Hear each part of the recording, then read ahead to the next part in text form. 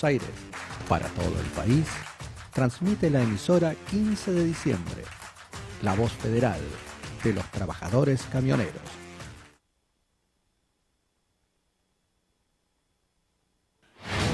Temporada de leones.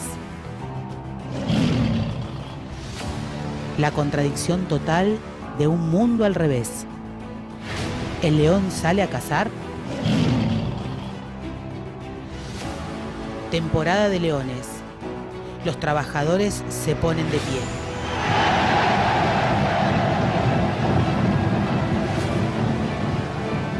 Temporada de leones. La última barrera. Ante la amenaza de un estado alucinado, las mayorías gritan más fuerte que las armas.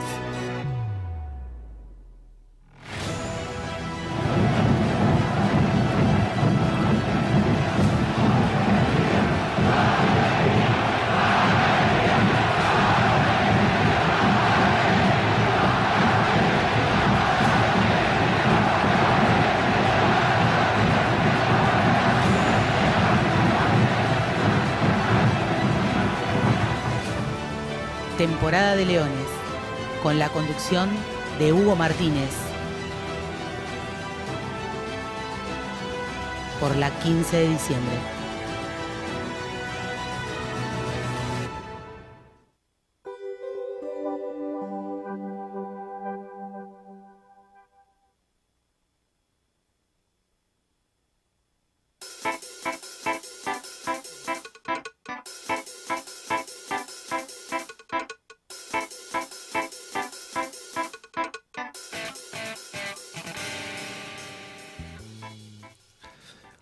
Muy buenos días, martes 3 de septiembre de 2024.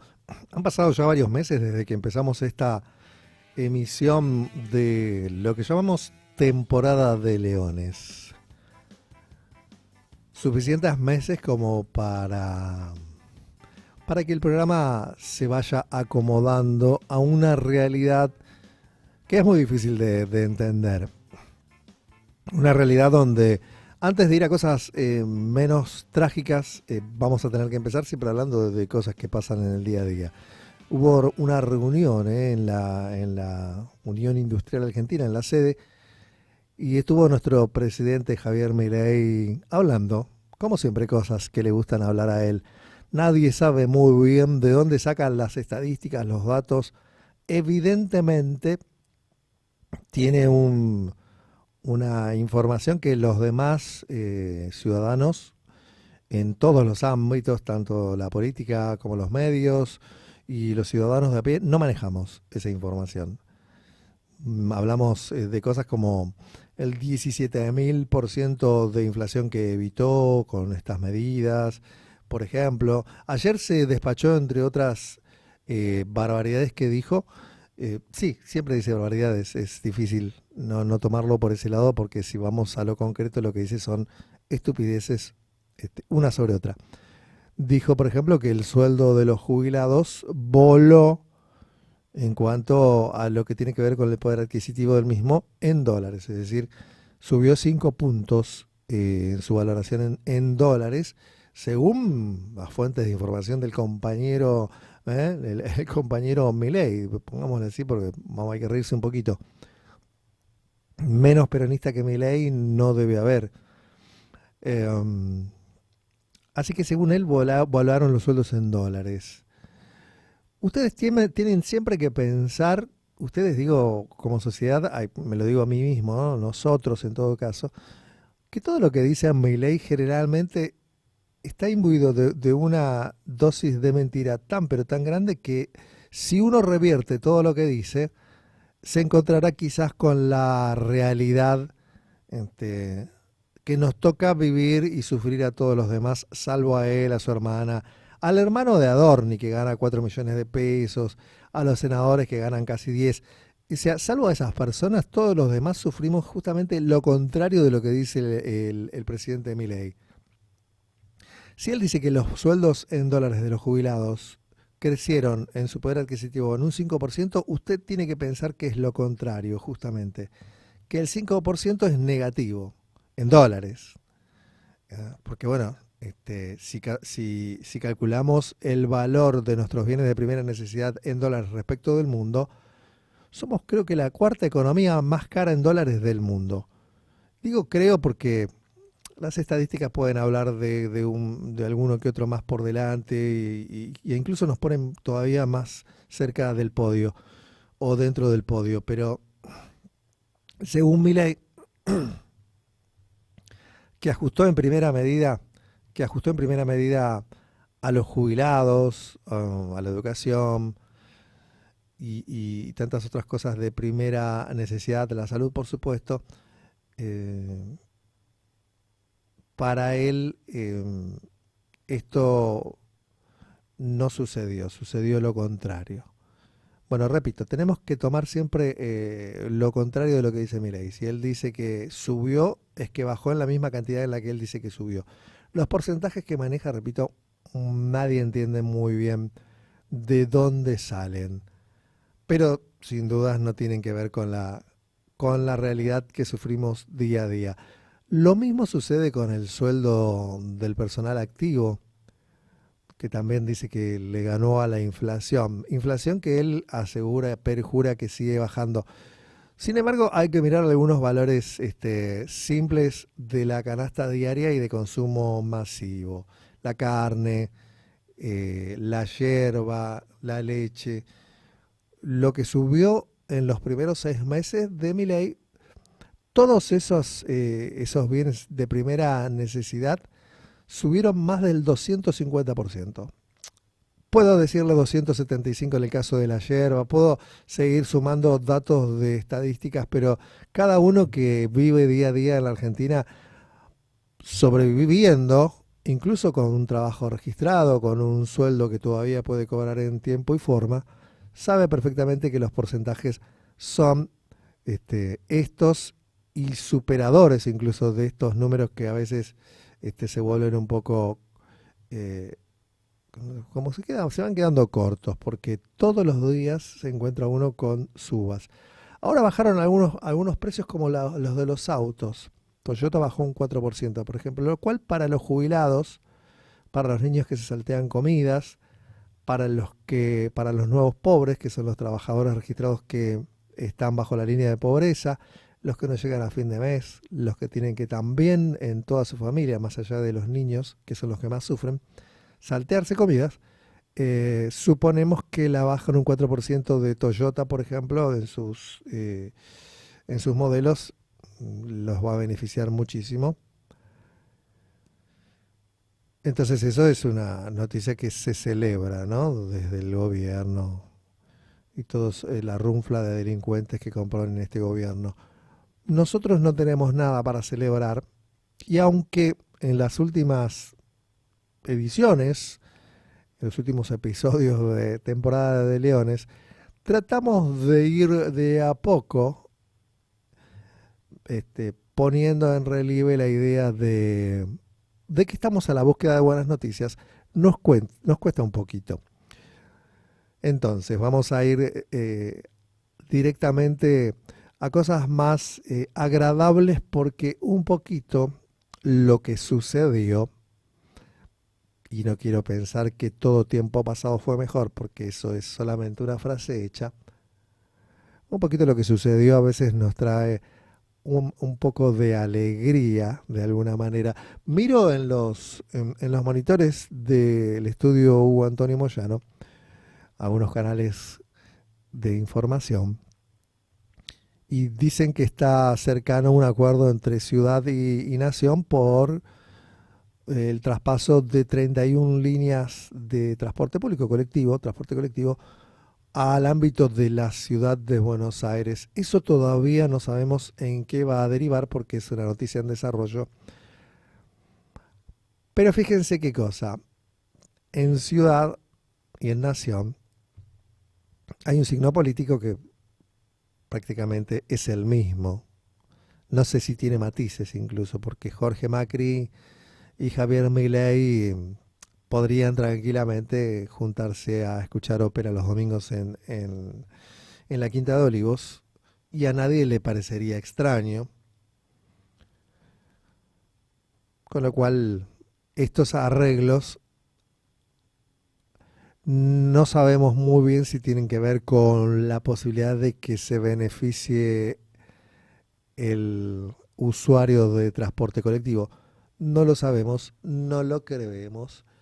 ¿Se acuerdan que la semana pasada en este mismo micrófono, más o menos a esta hora, hablábamos en temporada de Leones de la posibilidad de que sin los subsidios del gobierno de nación, pero también de provincia y de ciudad, todos los transportes del AMBA, digamos, del ámbito metropolitano de Buenos Aires, podrían irse a más de 1.000 pesos. Y hablábamos de una cifra que hoy vuelve a quedar como anticuada. Yo les decía que podía ser más o menos de 1.054 el cálculo que se hacía de lo que podía valer el boleto mínimo sin los subsidios. Como esto es un día a día donde hay que abarajar la información que llega constantemente y va modificando un escenario crítico hacia uno peor, ahora la presunción es que puede ser de 1.400 pesos el valor del transporte colectivo. Hay otra cosa que está pasando también, es que me parece que mucha gente, ante la posibilidad de que el boleto de colectivo sea más caro que el del subte, se ha volcado nuevamente al subsuelo de la patria. Y ahora tenemos muchos problemas para viajar en subte también, tratando de evitar la superficie donde los colectivos pueden pasar a valer más de 650 pesos, 1.000 pesos, 1.054, 1.400. Yo no sabría dónde para esta sangría. Y repito, a pesar de que dicen que está en ciernes, digamos, está al caer un acuerdo entre ciudad y nación para que la ciudad se haga cargo de 31 líneas de transporte colectivo, tampoco sabemos si eso va a redundar en un beneficio, en una baja, en un aumento menor. El aumento está al caer. Eso lo decíamos hace una semana y hoy es inminente. Hasta dónde va a llegar tendrá que ver con estos acuerdos. Por otro lado, en el ámbito también metropolitano, el gobernador de la provincia de Buenos Aires, Axel Kicillof, dice que va a recurrir a la Corte Suprema de Justicia, de ser necesario, para intentar frenar esta quita y este perjuicio enorme que se le está haciendo a los ciudadanos que todavía tienen que utilizar el transporte para dirigirse a sus trabajos, los que los tienen, y a sus actividades diarias. Supongo que Kicillof, de quien no tengo nada que decir porque él ya ha demostrado lo que es capaz, no necesita que yo le recuerde que la Corte Suprema de Justicia tiene una especial vocación por cajonear todo lo que no le interese tratar. Y tiene una especial vocación, además, la Corte Suprema de Justicia por desinteresarse por temas que son de público interés para las mayorías. Porque el público interés también puede ser para las minorías y hasta para unas minorías muy, muy pequeñas, como por ejemplo empresarios de determinados rubros, hacendados y gente así, que desde luego no son las mayorías, pero que también son parte del público y su interés también se puede, digamos, enmarcar en lo público. Hay que ser claros y hablar con propiedad. Les encanta cajonear cosas que tienen que ver con el interés público de las mayorías. Así que buena suerte, gobernador Axel Kicillof, si es que usted pretende que la Corte Suprema va a escuchar un reclamo que tenga que ver con el interés de las mayorías. Si pensamos un poquito en el origen de dos de los cortesanos, de los 4 cortesanos que hay, pertenecen a un grupo de abogados que defendió los intereses de Clarín durante mucho tiempo, por lo cual debieron ellos mismos íntimamente excusarse de la posibilidad de pertenecer a una Corte Suprema, dado el interés inevitable que tienen con respecto a grupos empresarios a los cuales defendieron, defenderán, desde su ideología, pero también desde su profesión de abogados. Pero bueno, eso no sucedió, así que tenemos 2 jueces de la Corte que son ex integrantes de un holding que maneja sendos intereses del país. Y como digo holding, digo grupo de empresas, ¿no? Que es el grupo Clarín. Bien, dicho esto, nos preguntamos como ciudadanos si realmente Kicillof lo que quiere es un golpe de efecto visibilizando el problema de la quita de subsidios por parte de Nación, llevando un caso a la Corte que yo supongo que si él, que sabe mucho más que muchos de nosotros cómo funcionan las instituciones de la Nación, sabrá que es un tema que no tiene mucho futuro. O en todo caso tendrá un futuro en un cajón, como se dice, cuando se cajonean las causas. Le deseamos suerte a Axel Kicillof en esta empresa. Le deseamos suerte a la gente a partir de esta posible cesión de parte de Nación del transporte público de 31 empresas hacia el ámbito de la ciudad de Buenos Aires. Porque de eso dependen muchas cosas. Ya se sabe, la semana pasada, después de que hablábamos del posible aumento del boleto, también sucedió que se informó que se iba a dejar de subsidiar los boletos sucesivos. Vieron que pasaba que cuando uno utilizaba en determinados horarios durante 2 horas, 2 o 3 colectivos, cada colectivo que tomaba en ese orden, digamos, el siguiente y el siguiente, cada uno valía más barato. Bueno, ese tipo de ventaja, de beneficio, también se sacó inmediatamente la semana pasada. Eso ya no corre más. Eso, más allá del aumento, ya no corre. Con lo cual, cada boleto que se pague de ida al trabajo, de vuelta, inclusive en las 2 horas en que estaba antes programado, eso ya no existe más. Así que hay que seguir sumando costos a movilizarse dentro del ámbito metropolitano para ir a trabajar o a distintas actividades. Todo en contra de la gente, como corresponde. Mientras tanto, Nerón Milei sigue diciendo que los sueldos le ganaron a la inflación, que los sueldos de los jubilados volaron en dólares. Sí. Fíjense cómo funciona la mente. Un psicólogo se haría una panzada, porque cuando dice que los sueldos volaron en dólares, también se podría interpretar que los sueldos volaron y se hicieron humo, desaparecieron, volaron por el aire,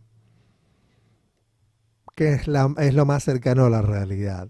Lo otro es una mentira.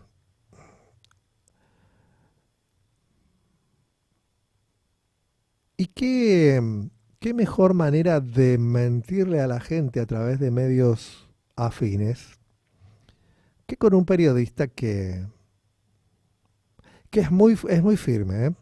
Es un periodista con mucho carácter, es un periodista que no deja hablar a sus entrevistados cuando le interesa repreguntar y poner cara de seriedad y de compromiso con los destinos del pueblo cuando entrevista a alguien que no se corresponde con sus propios intereses, porque sabemos que los periodistas tienen intereses.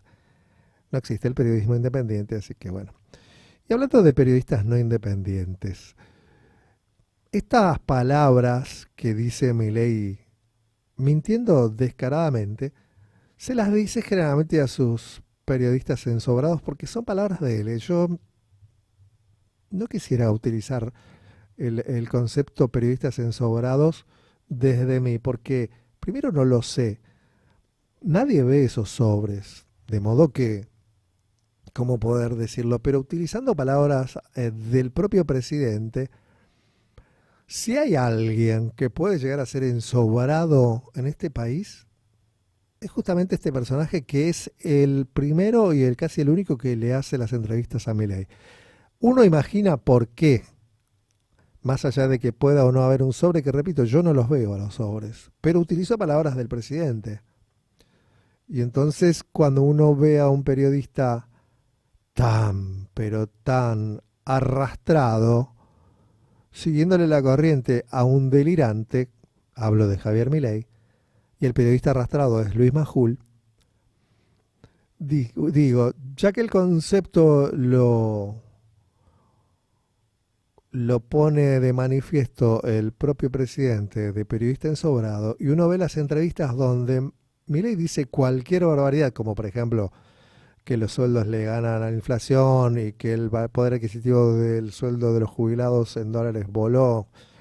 Insisto, no voló por los aires, que es lo que realmente sucedió, sino que según él voló en cuanto a que subió su capacidad, o sea, su poder adquisitivo, el de los jubilados.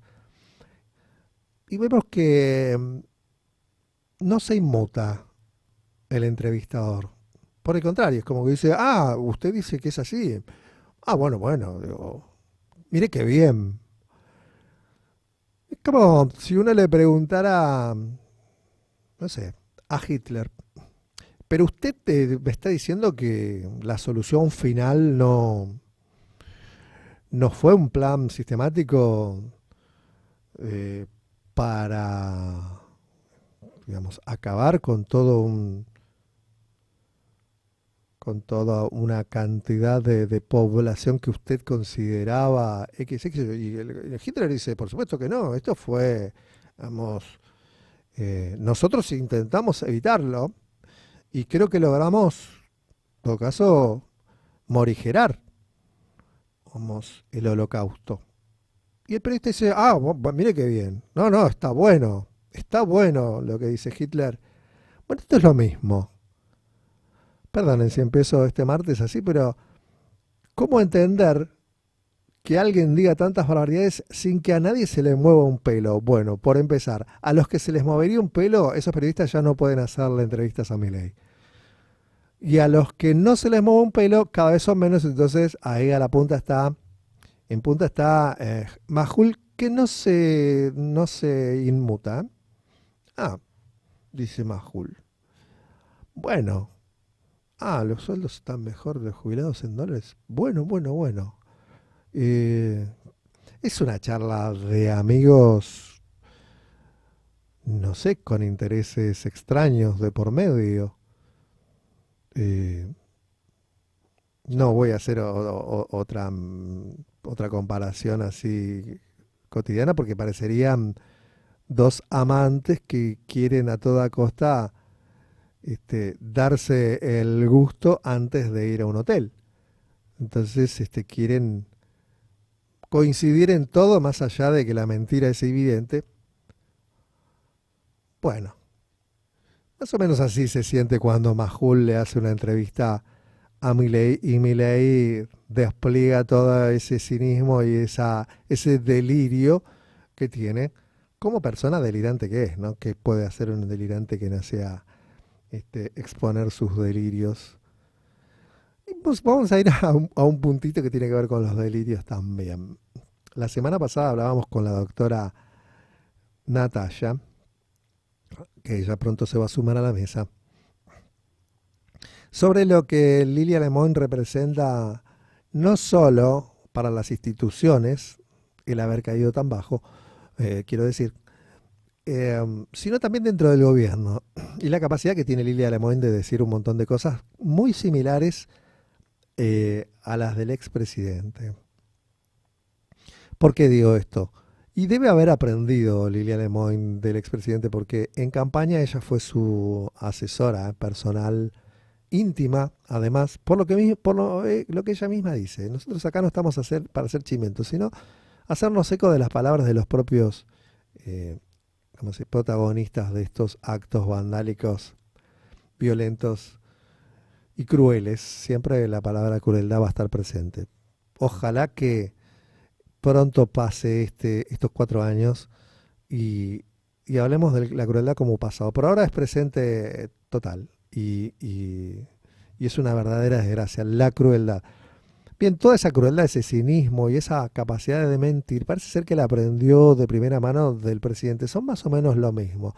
Y ustedes se preguntarán, yo me lo pregunto al menos, no sé, como cronista, ¿por qué Lilia Lemoyne, que va contra todos, sigue, más allá de que al senador famoso y a la diputada Arrieta ya los han corrido, un poco porque se metieron con Santiago Caputo, eso hay que decirlo, pero que ninguno tiene nada asegurado en esta disputa feroz que hay dentro de la Libertad Avanza, pero Lilia Lemoyne, que va en contra de todos, sigue ahí muy tranquila. Ayer se conoció, y esto sí es parte casi de un chimento, que ella dice que tiene la potestad bueno, de crear muchos problemas al gobierno nacional a partir de unos videos que dice que ya posee de la época en que era justamente íntima colaboradora, asesora durante la campaña a presidente Javier Milei del propio presidente actual. Bueno, pasan estas cosas. ¿Vio doña? En la Argentina de hoy. Estamos en manos de esta gente. Voy a decir la palabra porque más allá de que los conceptos puedan ser criticados por sí mismos y por lo que representan en estas épocas, el puterío del gobierno es difícil de esconder cuando se pelean por ver quién lleva más puterío de un lado para el otro. No hay muchas formas de explicarlo. Algunas palabras de la cotidianeidad nos asisten como para que se entienda bien el concepto. Y el puterío tiene que ver con esto justamente.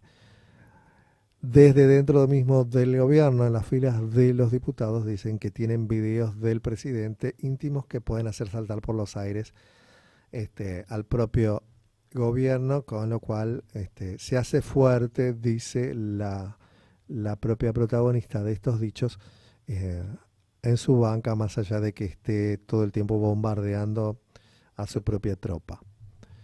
Bueno, eso es lo que sucede en el día a día mientras esperamos a ver qué es lo que va a suceder entre nación y ciudad por el acuerdo de los boletos, mientras la supuesta inflación en baja, de la que supongo que pronto vamos a tener novedades, y los sueldos que le ganan la inflación y los jubilados que volaron en dólares y qué sé yo, suceden en la cabeza de nuestro presidente.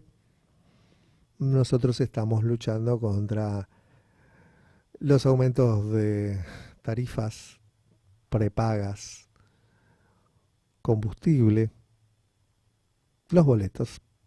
Esa es la realidad. Pero bueno, si ustedes quieren escuchar otra realidad y vivir de otra manera, escuchen a Milei. Escúchenlo al presidente. Él les va a decir la verdad. La verdad es que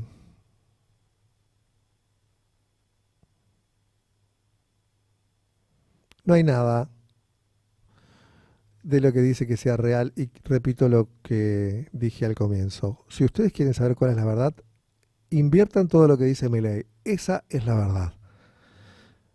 Vamos a ver cosas un poquito más interesantes. ¿Qué pasó? Le pregunto al compañero Daniel Torres en los controles, a quien saludo, en esta edición que sin él sería imposible por muchos factores, por el buen gusto, por la asistencia, por las ideas, por el trabajo, por la atención, por la capacidad, por su expertise, por todo. Sin este equipo, donde también está la doctora Natalia, que ya pronto va a ser parte de la mesa, no podríamos hacer este humilde espacio en la gran emisora 15D. Tratamos de crecer en temporada de leones un poco acorde a lo que es también la emisora. Los invitamos a que en nuestras redes se hagan eco y conozcan todas las novedades, toda la programación, todas las propuestas que tiene la 15D, que crece día tras día. Y le digo a mi compañero Daniel Torres si conoce a la señora María Isabel Granda Hilarco. Granda ya es un nombre. Bueno, se conoció como Chabuca Granda, nació en Perú, en Cotabambas, Perú, en el año 1920. La grandísima Chabuca Granda. Dos títulos les voy a tirar: La Flor de la Canela y Fina Estampa. A ver si por ese lado tenemos alguna respuesta. Yo creo que cualquiera que sobrepase los 25 años debería saber qué es La Flor de la Canela. Y alguno que sobrepase los 30 o los 35 debería saber qué es Fina Estampa. Y acá, según leo, influyó en gente, artistas tan enormes como Caetano Veloso y Joaquín Sabina, que siempre la mencionan o hacen versiones de sus canciones. Entonces, la versión de Fina Estampa de Caetano, de ese disco en vivo espectacular, doble, de Caetano que recomiendo, que se llama Fina Estampa justamente, está disponible, como todo, en las plataformas, y es increíble realmente. Y la versión es preciosa, así que pueden acudir a ella. En 1983 muere Chabuca Granda. En 2017 el gobierno peruano elevó su obra al rango de Patrimonio Cultural de la Nación. De Perú, ¿no? Pero bueno, yo voy a ir un poco más lejos y me gustaría pensar que se puede elevar a la condición de Patrimonio Cultural de la Humanidad. También en 1920, le digo a la gente, nace un artista que fue muy conocido hace unos cuantos años por una obra de arte. Yo no sé si recuerdan ustedes, el artista se llama León Ferrari, digamos. Es muy importante, pero sobre todo fue muy conocido a nivel popular, general, porque presentó una obra que fue vetada en su momento, que era un Cristo crucificado en un avión caza de Estados Unidos, además. Todo un tema, toda una demostración de principios, ¿no? Y no solamente contra la Iglesia Católica, sino contra también el imperio. Yo le sigo diciendo el imperio, vieron que soy un poco, ¿cómo se dice?, de modé en muchos sentidos, y no lo voy a ocultar. El imperio es Estados Unidos, y cuando decimos la embajada, que muchas veces lo dijimos en temporada de Leones, nos referimos a la embajada de Estados Unidos. No hay otra embajada. ¿Se acuerdan cuando decíamos que Carrió y otros tantos parecían empleados de la embajada? Por supuesto que como no lo sabemos, lo suponemos, lo intuimos, pero no lo sabemos, siempre lo tiramos en potencial. Parecerían ser empleados de la embajada. Cuando decíamos embajada hablábamos de la embajada de Estados Unidos. ¿Qué fue de Lilita Carrió? ¿No tendrá nada para denunciar, la denunciadora serial? Se ve que el país está muy bien, según la mirada de Lilita, porque no tiene nada para denunciar. Y miren que hay cosas para decir, ¿eh? Miren que hay cosas para decir, cosas que son evidentes, pero parece que quizás consideren que no. La propia Stolbizer, que anda por ahí metida pidiendo información a este gobierno, porque saben que Stolbizer está activa, ¿no? Cuando tiene que dar votos y esas cosas está presente, pero después no reclama, no pide alguna que otra información, pero no dice nada más. Miren qué acomodaticia que es cierta gente. Donde venga un gobierno de corte más popular, del signo político que sea, ahí van a volver seguramente a activarse, ¿eh? Son como los zombies de la película Guerra Mundial Z. Entraban en un letargo para evitar el hambre, porque si no tenían que comer, gente que comer. Y cuando los activaba la presencia de algún olor humano o algún sonido, ahí salían de su letargo. Evidentemente estos zombies de la política, que además son muertos vivos porque siempre están. Uno piensa que ya no están más, pero aparecen después. Miren ustedes, estaban vivos. Estos muertos vivos de la política se van a activar cuando huelan sangre nuevamente. Y la sangre para ellos es la sangre de la gente, la sangre de las mayorías. Mire qué paralelismos que estoy haciendo hoy. Estoy como lanzado al ataque. Termino en Guantánamo de un día para el otro. Pero bueno, todo es potencial, como hace Clarín, que denuncia y mete presa a gente con potenciales. Así que yo diría que estos posibles muertos vivos estarían en un letargo a la espera de sus presas, que seguramente sería algún gobierno que esperemos el próximo lo sea, de corte popular, para que ellos recuperen, digamos, la memoria de la denuncia constante. Hablábamos de León Ferrari, que en 1920, un día como hoy, nacía y falleció el 25 de julio de 2013. Su obra más conocida para los argentinos, era argentino pero tuvo que vivir exiliado en Europa.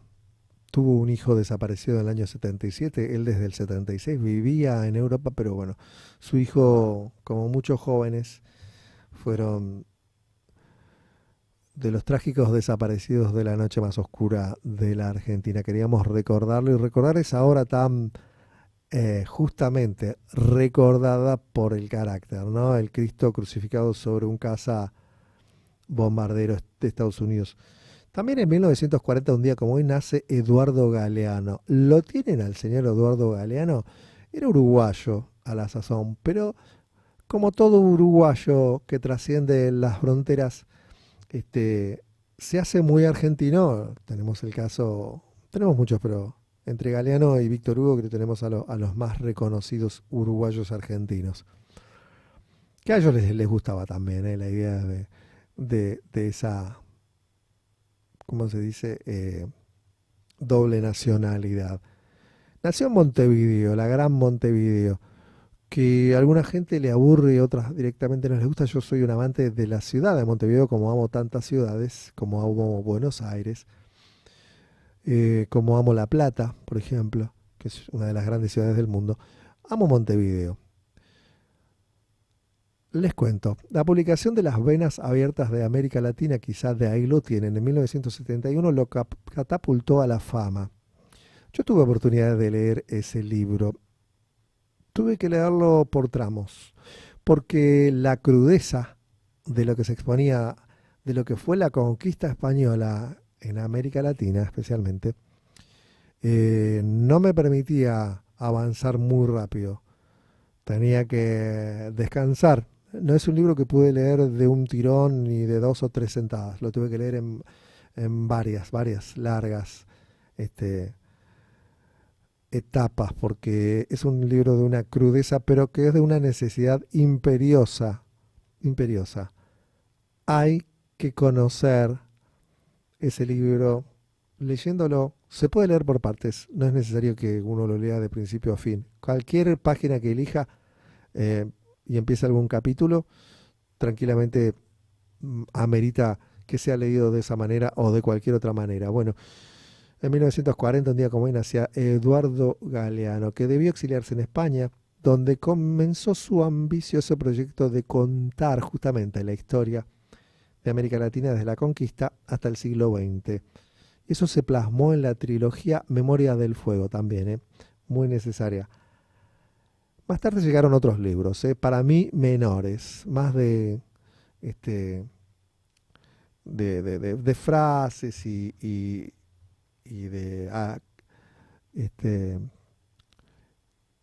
conceptos, como el libro de los abrazos, el fútbol a sol y sombra, también era un fanático del fútbol, y otros tantos. El 13 de abril de 2015 falleció.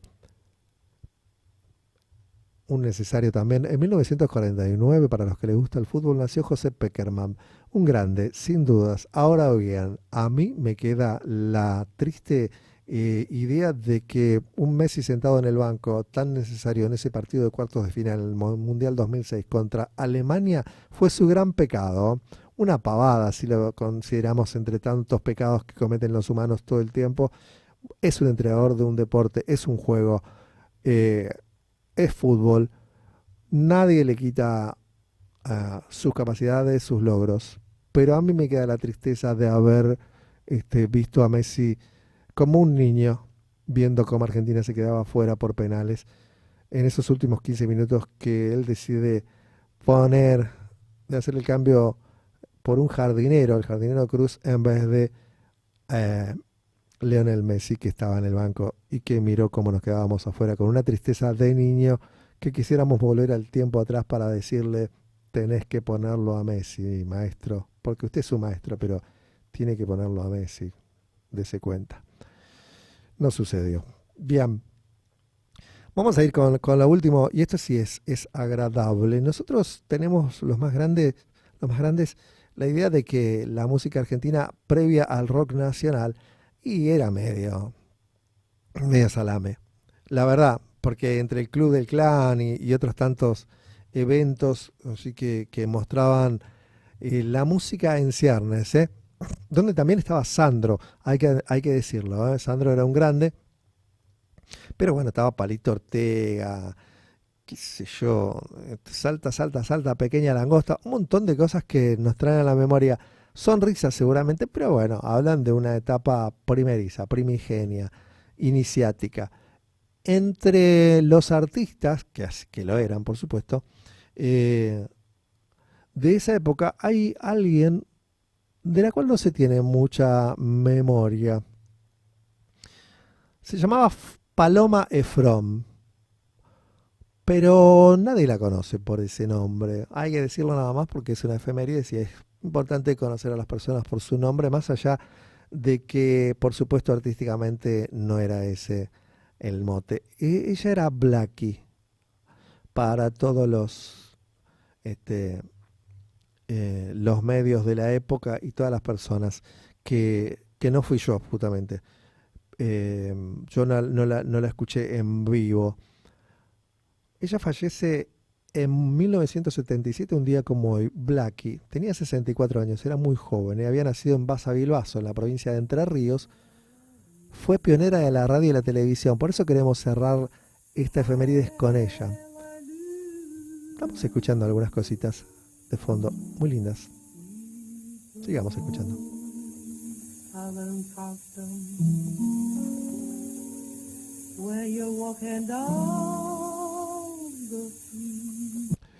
La vamos a dejar escuchando a Blackie, pionera de radio y de televisión. Importante en la emisora 15D siempre recordar a los que hicieron historia. Fue la primera cantante de jazz del país. Viajó a los Estados Unidos y trabó relación con Armstrong, Louis, el viejo Satchmo, Count Basie y Ella Fitzgerald, la mejor para mí de todas las cantantes, de la cual seguramente aprendió a cantar así como está cantando. Y lo dejamos con esta música y ya volvemos en Temporada de Leones. Estamos de vuelta en Temporada de Leones y tengo el placer de estar escuchando La Flor de la Canela de Chabuca Granda, de quien hablábamos hoy, que nacía en 1920, un día como hoy, 3 de septiembre. Fallece en 1977 y uno de sus temas más conocidos, La Flor de la Canela, creo que todo el mundo lo conoce. Habla de Lima, habla de su país, de Perú, donde nació. Hermoso momento musical. Nos fuimos con Blackie y volvimos a Temporada de Leones con Chabuca Granda, siempre gracias al trabajo y el buen gusto de nuestro productor y operador, el señor compañero Daniel Torres. Continuamos con las noticias. Se acabaron las cosas buenas. A la búsqueda de buenas noticias, vamos a las efemérides a ver si el pasado nos trae alguna remembranza de la alegría. ¿Se entiende, no? No de la alegría, de la remembranza de la misma, que es como un segundo paso, como un segundo obstáculo. Ya no poder acordarse de la alegría, sino hacer una remembranza de cómo nos sentíamos cuando éramos alegres en otra época, quizás. Así vivimos en estas épocas. Varias cosas tengo para este espacio. Voy a hacer una lectura rápida de algo que tiene que ver con lo que estuvimos comentando. Dijimos que Axel Kicillof quiere llegar a la Corte Suprema de Justicia para que se pueda tratar el tema de la quita de subsidios para el transporte para toda la gente. Bien, le deseamos suerte a Axel Kicillof, decíamos, pero la Corte Suprema es algo que nos tiene un poco a su merced como ciudadanos, cuando debiera ser lo contrario, porque es una instancia de justicia que debiera ser como la más alta, que es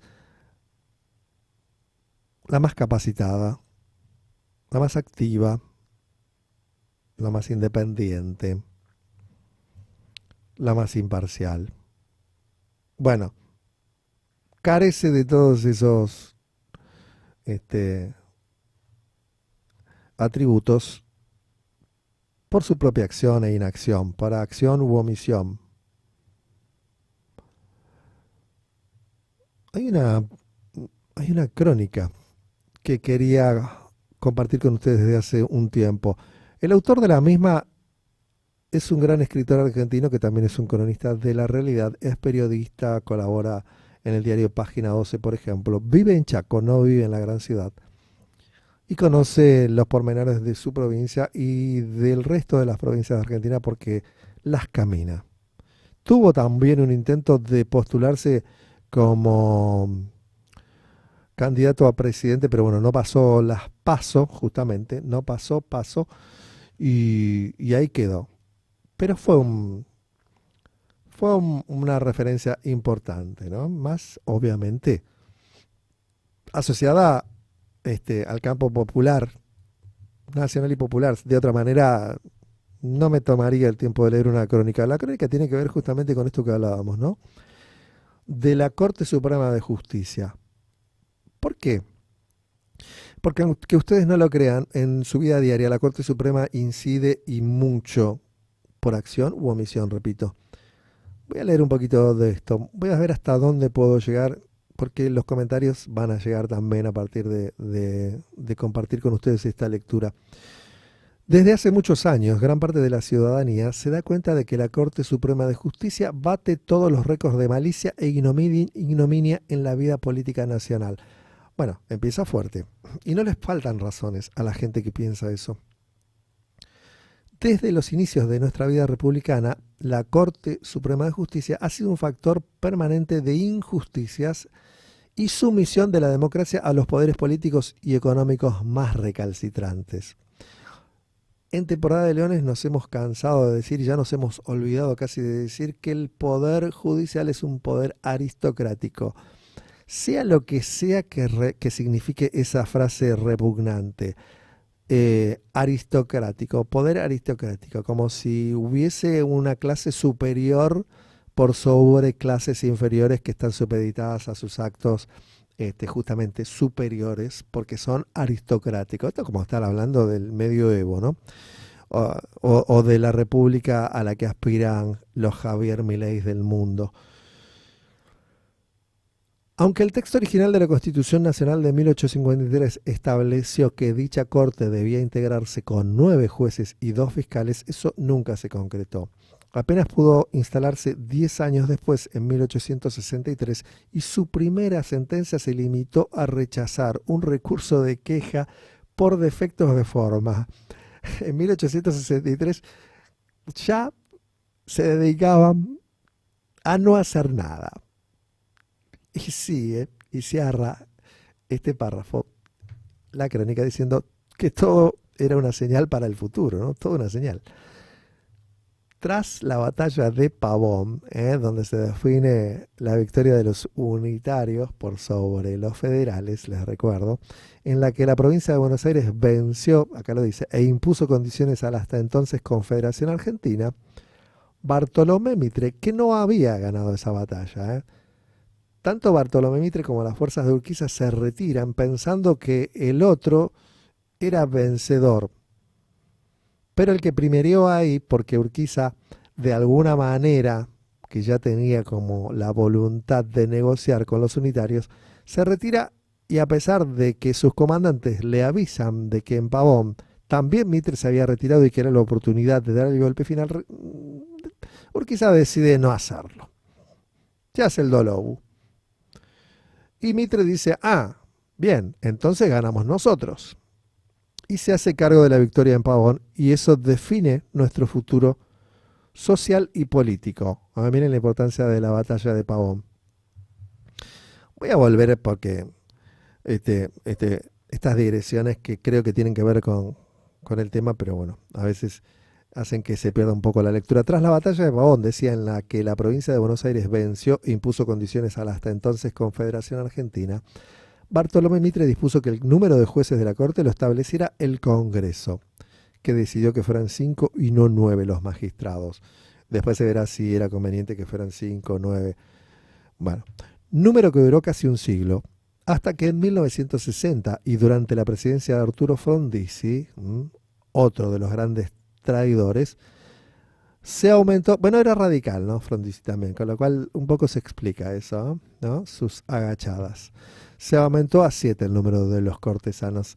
6 años después, el dictador Onganía los volvió a 5. Tenían ganas de joder. En 1990, el benemérito riojano dispuso que, acá dice el nombre, pero no lo voy a decir, dispuso que mejor fueran 9, nuevamente. Esto, les recuerdo que después de Menem, con esos 9, se formó lo que se llamó la Corte Automática, ¿no? Que respondía directamente a las órdenes del presidente, el riojano, como ya les dije, benemérito. En 2006, con Néstor Kirchner, se volvió a 5. Y en 2015, Mauricio Macri abrió la ventana y la redujo a 4 amigos. No hay casualidades en el texto, ¿eh? Y eso es así hasta ahora. Pero lo sabroso de la historia no está solamente en el número de jueces, porque la Argentina constitucional fue casi siempre una república con gobiernos oligárquicos y sin participación popular. Después de Mitre, otro presidente, Julio Argentino Roca. Miren cómo se suceden los nombres célebres, Mitre, Roca, todos célebres. Obviamente que la ironía está presente porque fueron el verdadero cáncer de la República. Designó este señor, Julio Argentino Roca, en 1903 al juez Antonio Bermejo para presidir la Corte Suprema, cargo que ejerció durante 26 años hasta su muerte en 1929. Siendo así el funcionario que más tiempo ocupó cargo tan relevante y cuya influencia en la Corte durante las 3 primeras décadas del siglo XX fue decisiva, a tal punto que jamás hubo votos en disidencia y además se practicaron todo tipo de violaciones a los derechos humanos en la represión al naciente movimiento obrero. Claro, estuvo en la Semana Trágica, estuvo en la década infame como presidente y a toda la tropa la alineó, vamos, a sus decisiones. Por eso dice que no hubo votos en disidencia durante su presidencia. Muy firme el Supremo Cortesano, Antonio Bermejo, 26 años, donde todo lo malo que pudo suceder y que pudo haber sido de alguna manera modificado por las decisiones de la Corte Suprema, todo lo malo sucedió igual, porque avalaron todo lo que venía desde el poder político y todo lo que tenía que ver con la represión del movimiento obrero en especial y todo lo que tuviese que ver con el reclamo de las mayorías. Esto es la Corte Suprema, parece que están hablando de hoy, pero no, esto sucedió hasta 1929. Incluso, y hay que decirlo, porque hay que decir todo, esto sucedía durante el gobierno de Hipólito Yrigoyen. Sí, otro radical. No le vamos a quitar mérito a esa etapa, a los dos gobiernos de Hipólito Yrigoyen. El último, donde sucedieron, además de las barbaridades que avaló la Corte Suprema, la represión en la Patagonia, de la cual Osvaldo Bayer fue cronista también, con la Patagonia Trágica y la película de la Patagonia. La Patagonia Rebelde se llamaba, ¿no, Daniel Torres? La Patagonia Rebelde. Sí. Estaban todos ahí, Estaba Federico Lupi, Osvaldo Soriano, Osvaldo no, Osvaldo es el escritor, Pepe Soriano era el actor. Eh, y ¿cómo se llama el radical benemérito de ahora que hizo del español? Eh, el exdiputado también, que el otro día miraba Esperando la carroza que hace 3 empanadas. Bueno, también estaba él de muy jovencito haciendo de español, un gran actor, hay que decirlo, más allá de sus ideas que son delirantes por momentos y que a medida que avanza el tiempo la cronología le va dando, digamos, le va haciendo mal a este señor. Pero bueno, sabemos el español, los grandes actores. Federico Lupi decía de Facón Grande, que fue uno de los últimos que fue abatido por las tropas de Luis Brandoni. Luis Brandoni, gracias a Daniel Torres que me tira ahí letra. Porque a veces se nos hacen lagunas y quizás queremos olvidarnos del nombre, ¿no? Es un gran artista. Ahora me pasa algo parecido con Oscar Martínez, no sé si coincidís. Oscar Martínez que desde España denosta, digamos, al país que lo hizo grande, que lo vio crecer y que todavía vuelve a trabajar acá, porque parece ser que para agarrar guita está bueno venirse, pero después se va a vivir un país civilizado, desde el cual denosta sin piedad todo lo referente a la nación que lo hizo grande. Oscar Martínez, un gran artista también, pero bueno, no debemos coincidir con los artistas en todo. Con que nos den una buena obra nos bastaría. Nos pasó con Luis Brandoni eso, y en esa película famosa de la Patagonia Rebelde, él hacía del español que escapa a Chile. Él tuvo esa suerte, ese personaje, no Luis Brandoni, sino el personaje que él representaba. Los demás no tuvieron tanta suerte, fueron todos fusilados. Más de 4.000 fusilamientos hubo durante el gobierno de Irigoyen, cuando se mandó a ver, el coronel Falcón, representado por otro gran artista, del cual también se me acaba de hacer una Héctor Alterio.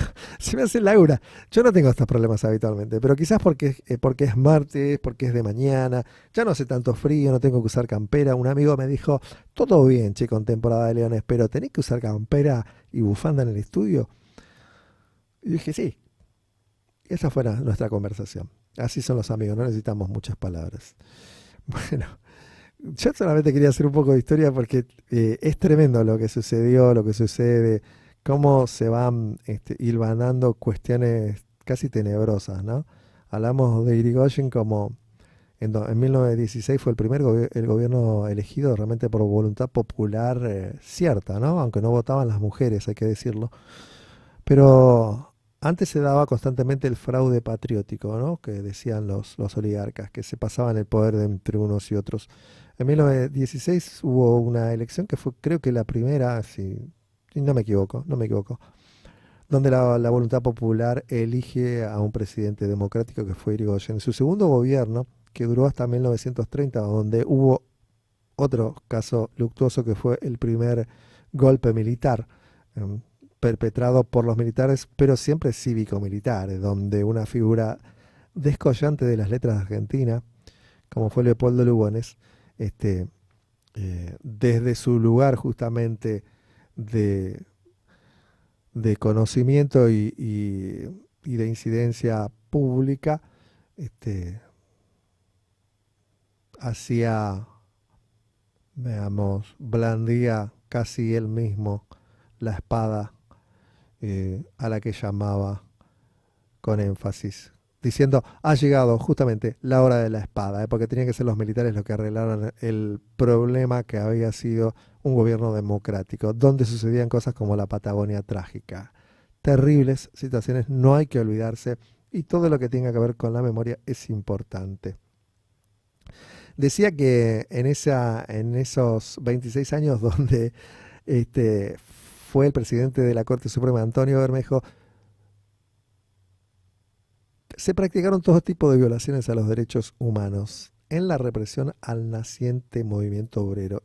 Un año después, ya que vamos a lo que decíamos, con el derrocamiento de Hipólito Yrigoyen en 1930, mediante el primer golpe de Estado cívico-militar, sí, claro, todos lo decimos así, encabezado por el general e inmediato dictador José Félix Uriburu, tiene nombre de calles también, Todos los dictadores tienen nombre de calle acá. Faltaría que falta Videla y Galtieri, nada más estamos completos. Se inició la primera de las 6 dictaduras del siglo XX. Miren qué importante que es esta crónica, que habla de la Corte Suprema, pero que hace historia también, más los agregados innecesarios que hago yo. Y les hacemos un planteo así como bastante turbio de lo que es la historia argentina, por lo menos del siglo XX hasta acá. Estas 6 dictaduras del siglo XX, todas legitimadas por las respectivas Cortes Supremas, a partir de que los miembros de esa corte uriburista dictaron la primera acordada convalidando el derrocamiento de autoridades constitucionales. O sea, no hacían nada. El primer trabajo que tuvieron en 1863, 10 años después de su creación, fue rechazar un recurso de queja. Vamos. Y acá, casi un siglo después, lo primero que se les ocurre es convalidar el derrocamiento de Irigoyen, presidente democrático. Con esto dieron origen a la llamada doctrina de los gobiernos de facto. Miren qué importante que es esto, que validó el procurador general en ese gobierno. Miren este nombre, Horacio Rodríguez Larreta. No se asombren, los apellidos ilustres abundan y tienen todos un prontuario frondoso y un árbol genealógico detestable. Quien el 10 de septiembre, Horacio Rodríguez Larreta, abuelo, imagino, el 10 de septiembre de 1930 y junto con los integrantes de aquella corte, José Figueroa Alcorta, Roberto Repeto, Ricardo Guido Lavalle y Antonio Sagarna, legalizaron el derrocamiento de Irigoyen. Hay que tener cuidado con los amigos que uno tiene, porque vieron que ahora Rodríguez Larreta parece ser que está más cerca del campo popular y hasta del peronismo que los propios peronistas que se pelean entre ellos, hay que decirlo. Y hay que tener cuidado porque los apellidos y la cuna marcan tendencia, definen cuestiones importantes. De ahí en adelante, cada dictadura se valió de Cortes Supremas de Justicia designadas por los sucesivos gobiernos militares. Claro, bueno, así como hizo Menem, ¿no? La Corte automática de Menem, estos hacían lo mismo. Y así, medio siglo después, en 1955, los autores del golpe de Estado que derrocó a Juan Domingo Perón y ocupó los 3 poderes y todos los gobiernos provinciales, removieron por primera vez en la historia argentina a todos los miembros de una Corte Suprema.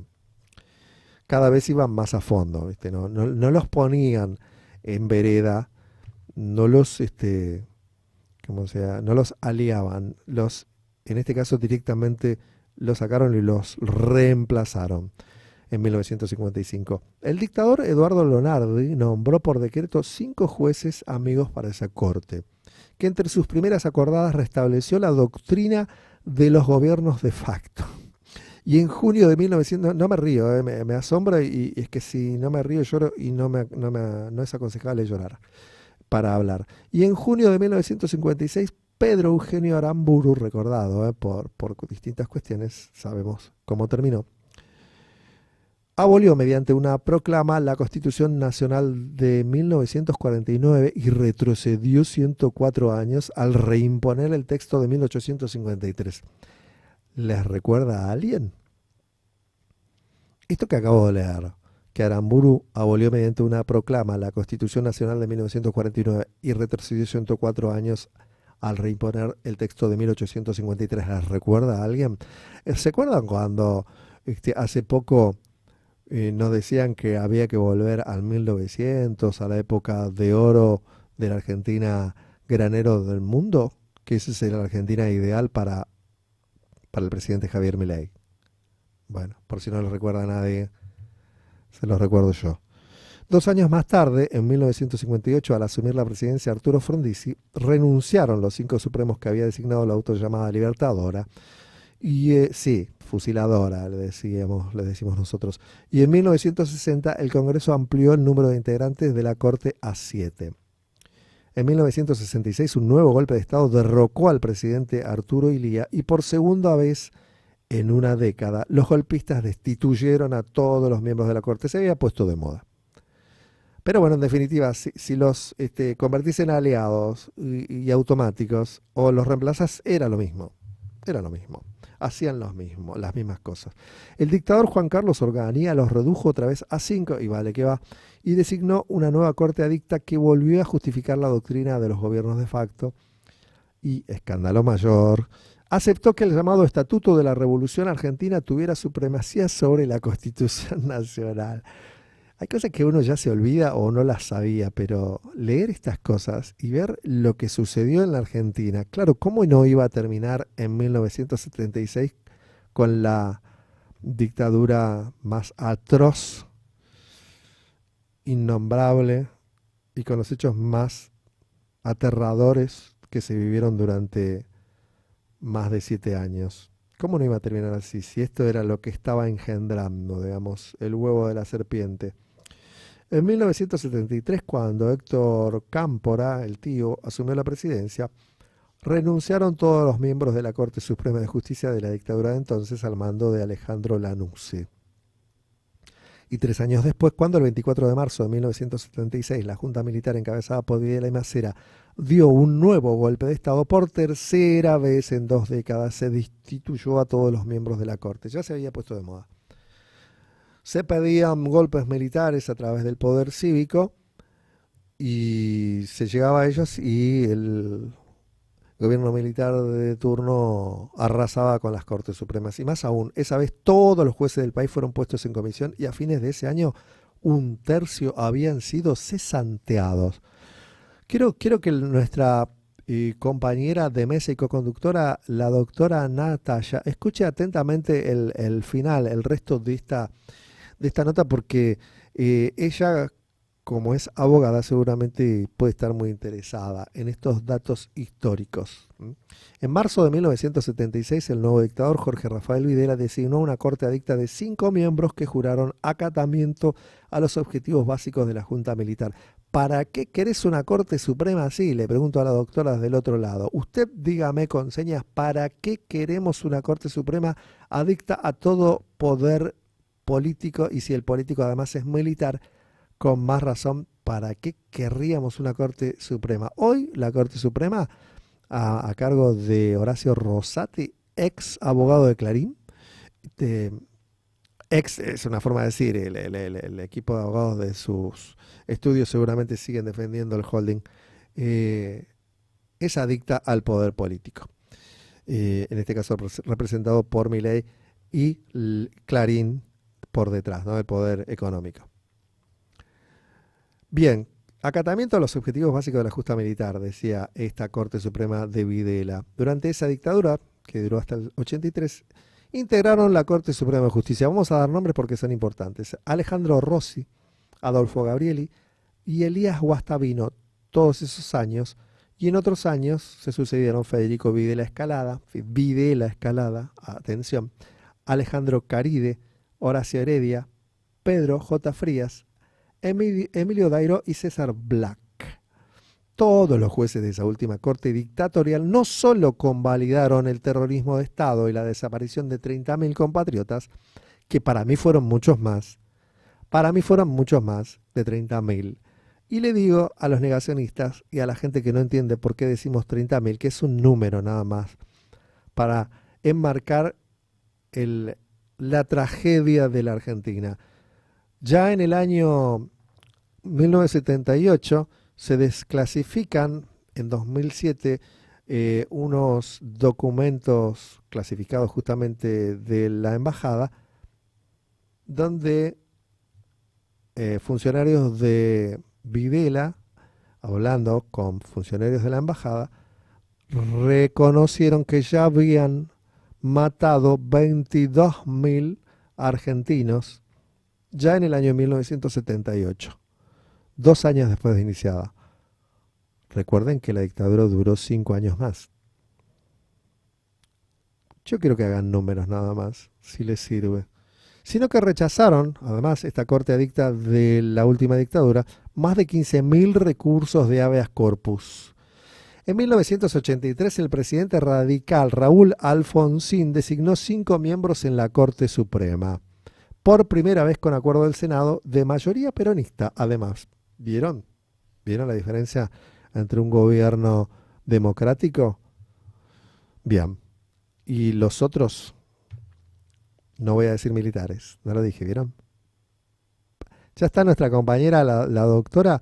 Yo le voy a pedir a nuestro...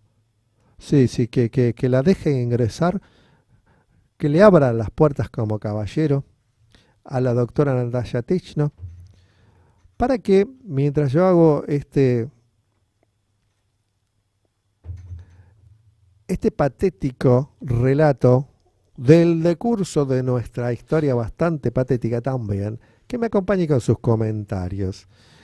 Yo le preguntaba a la gente y me preguntaba a mí mismo para qué necesitamos una Corte Suprema que avale dictaduras, que avale el asesinato, que rechace los habeas corpus, que son fundamentales, ¿no? Vos sabés, ¿qué es un habeas corpus? Y el habeas Buen día, buen corpus, día. buen día. Primero, buen día. El habeas corpus es un recurso que se aplica cuando una persona es en algún punto detenida de una forma arbitraria o ilegal, que justamente tiene que ver con lo que significa la propia palabra, que es entregar el cuerpo. Bueno, es el habeas corpus, ese recurso dentro de lo penal que se interpone justamente ante situaciones extremas de ese estilo, donde están violando garantías constitucionales, penales básicas. Sí, justamente cuando estabas entrando acá a la mesa, que tan necesaria tu presencia cuando estamos tratando estos temas, yo decía que la diferencia entre los gobiernos democráticos y los otros, porque iba a decir militares, pero no solamente los gobiernos militares eran antidemocráticos, Natalia. Entonces no quisiera que solamente se estableciera la idea de que los democráticos son los civiles y los no democráticos son los militares. Muestras de, um, de una democracia de muy baja intensidad las tenemos hoy mismo, con lo cual, sin hablar de dictaduras, no voy a cometer esa torpeza, pero sí que tenemos una democracia de muy baja intensidad, muy cuestionada desde el propio poder político que gobierna, porque dicen ante las preguntas reiteradas que no creen en la democracia. El propio presidente no cree en la democracia. Bueno, justamente con respecto a esa cuestión, acá hay un tema con lo que es la noción de democracia, ¿ok? La democracia en nociones ya modernas, actuales, no significa solamente que un gobernante sea elegido por el pueblo, por el voto popular. En este caso, obviamente no podemos hablar de una dictadura ni nada por el estilo, porque es alguien que ha sido electo con el 56% de los votos de los argentinos. Sin embargo, más allá de eso, más allá de que no sea equiparable a una dictadura, lo cierto es que la calidad democrática de un gobierno no se mide solamente por el voto de la gente, por haber ganado con la mayoría, sino por lo que tiene que ver con el respeto a la división de poderes, el respeto a la Constitución y a las garantías de los ciudadanos. Y en ese sentido, este gobierno, de una forma constante, ha vulnerado ese principio de división de poderes y vulnera o busca vulnerar un montón de garantías de los ciudadanos, de cuestiones constitucionales, ¿no? De derechos y garantías constitucionales. Entonces, la calidad democrática en un país no se mide solamente porque alguien llegue con el voto. Eso es lo básico, sino que también se mide por un respeto a los principios republicanos de gobierno, a la división de poderes y a lo que establece la Constitución y las leyes. Y nos encontramos con que, con respecto a lo que es la Corte Suprema, bueno, son cargos que están indirectamente, yo voy a decir indirectamente porque legalmente en realidad corresponde decir como, bueno, que indirectamente esto es así, pero en realidad son cargos vinculados a la política. Son cargos que están vinculados a la política, más allá de que es un poder independiente del Estado, son lo que tiene ya que ver con el juez de la Corte Suprema. No hablo de un juez de primera instancia que se dedica al derecho de familia y a resolver cuestiones de alimentos, o a un juez laboral, sino ya cuando hablamos de un cargo en lo que es la Corte Suprema de Justicia, estamos en ese sentido hablando de algo que está vinculado a la política, al poder político y al poder ejecutivo de alguna manera.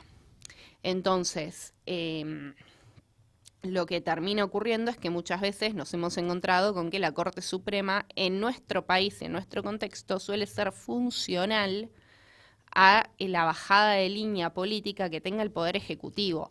A veces no, depende de cómo establezca el Poder Ejecutivo su relación con la Corte Suprema de Justicia. ¿Sabes qué? Hablando de lo que iniciábamos en esta charla con vos, Doc, el 12 de junio pasado, hace muy poquito, en ocasión de la marcha en contra de la ley Ómnibus, que finalmente se votó y bla, bla, bla, tantas cosas que ya hablamos acá, pero no hay que olvidar, hubo detenciones arbitrarias, hablando de cuestiones democráticas. En todos los sentidos fueron arbitrarias, porque además luego sufrieron tortura durante su prisión arbitraria e ilegal. No sabemos qué pasó con los últimos 4 que estaban detenidos. Ya no se habla, ¿viste? No sabemos si los vamos a averiguar qué pasó con ellos, pero sabemos que hasta hace muy poquito había 4 detenidos todavía de los 33 iniciales. A lo que quiero llegar es esto: la democracia de baja intensidad o los actos anticonstitucionales de este gobierno en especial. De eso estamos hablando. De esas detenciones hubo habeas corpus presentados que no se respondieron, porque estuvieron durante varios días incomunicados estas personas, sin agua, sin comida, en situación de tortura. Eso no se habla ya, pero no hay que olvidarlo cuando hablamos de gobiernos antidemocráticos. Y otra cosa que también viene a cuento respecto de este gobierno: el decreto 70-2023, no hay un solo constitucionalista que haya leído el decreto, y los que más o menos sabemos de qué va, que consideren que es constitucional. Es completamente anticonstitucional. Entonces, no podemos hablar de dictaduras, pero sin duda es lo que decís, tiene mucho que ver con lo que está pasando. Totalmente. A ver, son justamente ejemplos de lo que yo estaba comentando, estas cuestiones que vos nombrás. Por ejemplo, a ver, lo de las detenciones arbitrarias en una marcha. El derecho a la protesta social es un derecho que incluso está reconocido dentro de lo que es el sistema legal en el mundo y en lo que es los sistemas democráticos, ¿no? Y en nuestra Constitución. Una persona puede ejercer el derecho a la protesta, hacia la libertad de expresión. Ahora bien, justamente a estas personas se las detuvo de una forma totalmente arbitraria, porque no es que estaban los detenidos particularmente cometiendo ningún acto de vandalismo, porque por supuesto que ante un acto de vandalismo el Estado puede intervenir en ese caso. Ahora bien, acá no se estaban dando esos actos de vandalismo con respecto a las personas que fueron detenidas al azar, estando en el subte, saliendo de un transporte público, y que por ahí ni siquiera estaban participando directamente de la manifestación, por ahí estaban en ese momento, mientras que aquellas personas que dieron vuelta a autos, los prendieron fuegos, cuando vos ves los videos, salen tranquilamente y la policía no los detiene y no se los menciona y no aparecen en ningún momento. Obviamente uno no puede decir sin saber, ay no, seguro que esta persona era un servicio o alguna persona infiltrada en la marcha, porque obviamente uno no puede decir algo así sin pruebas, pero la verdad es que a mí me llamó poderosamente la atención que esas personas no hayan sido reprimidas por la fuerza policial, siendo que dar vuelta a un auto y prenderlo fuego es un delito, y que sí hayan sido reprimidas por la fuerza policial personas que estaban manifestándose de forma pacífica o que estaban oyendo a sus casas y justo estaban pasando por esa área. Pasaba por aquí, está en el lugar justo en el momento equivocado. De lo que decís se desprende otra cosa, de lo que tiene que ver con la democracia, doctora. La semana pasada, el miércoles pasado, hubo una manifestación de pocos jubilados que osaron bajarse de la vereda y fueron reprimidos con una violencia no solo inusual, incluso para este gobierno y sus actos. Ya realmente sobrepasa los límites de lo posible, y ahí la pregunta es, ¿hasta dónde vamos a permitir que esto se siga escalando? ¿Cuándo vamos a dejar de naturalizar que no se les puede quitar la comida a los chicos, a los moribundos, a los muertos de hambre, porque los hay, que no se puede golpear a los viejos de esa manera y gasear de esa manera la impunidad y la violencia? Totalmente, totalmente. A ver, reitero, gente que prende fuego a un auto o gente que en el centro, todos vamos caminando por el centro más de una vez, tenemos que ir con el celular agarrado a 4 manos porque justamente hay muchos robos y la policía no actúa en ese caso. La verdad es que no actúa porque la inseguridad que vemos que hay en la calle en general, que va acompañada de la debacle social que estamos viviendo, obviamente, porque todo tiene una relación con todo, eso nosotros siempre lo decimos, vos me lo decís mucho, y la verdad es que no se reprime el delito real, como por ejemplo el robo, el vandalismo, y sin embargo se reprime a un jubilado que está reclamando por algo totalmente justo, porque las jubilaciones realmente históricamente han sido extremadamente bajas para lo que la gente trabajó y aportó. O sea, muchas personas que han aportado toda su vida al sistema no reciben una jubilación digna. Eso es un tema que hay que verlos, y siempre termina siendo necesario que recurran a juicios por reajustes. O sea, que de alguna manera todo lo que ellos no pretenden legalizar o vetan, termina siempre siendo judicializado de alguna forma, porque justamente todo lo que tiene que ver con los derechos previsionales, la seguridad social, están contenidos en pactos de derechos humanos y en el artículo también 14 bis de la Constitución Nacional. Entonces, justamente este gobierno ataca mucho ese articulado y muchas veces han amagado en redes sociales hablar de que es necesaria una reforma, etcétera. Y bueno, están como sembrando el terreno, reprimiendo y demonizando a aquellas personas a las que les corresponde ese derecho humano básico, porque alguien que aportó al sistema toda su vida tiene derecho a cobrar una jubilación digna, y de alguna manera se reprime a esa gente, pero a la persona que delinque no se la reprime, porque justamente todos los que vamos y venimos a nuestros trabajos o a distintos lugares nos topamos de lleno con lo que es la inseguridad, con lo que son los robos. O sea, el trabajador argentino es muy castigado por la inseguridad, pero lo reprimen a él cuando manifiesta su descontento ante estas normas que lo perjudican, y que son normas y que son cuestiones que van a generar mayor inseguridad a largo plazo, porque van a generar todavía más falta de oportunidades y diferencias sociales, ¿no?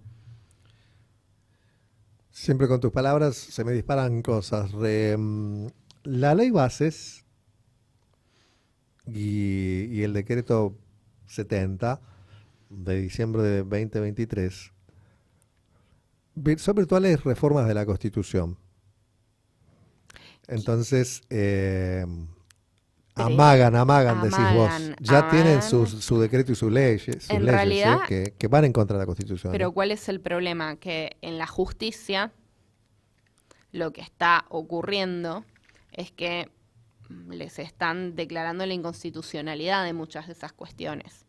Está pasando con varias cosas de los amparos, por lo menos los que yo llevo, donde estoy teniendo resoluciones favorables con el tema de los aumentos.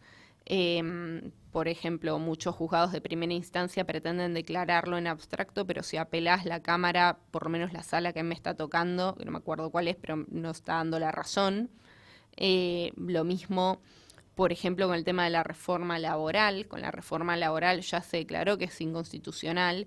Entonces ellos juegan en un punto con sancionar estas leyes que son inconstitucionales, abiertamente inconstitucionales, diciendo, bueno, va a ser poca la gente que busque un abogado, haga juicio, o que pueda buscar un abogado o haga juicio por esto.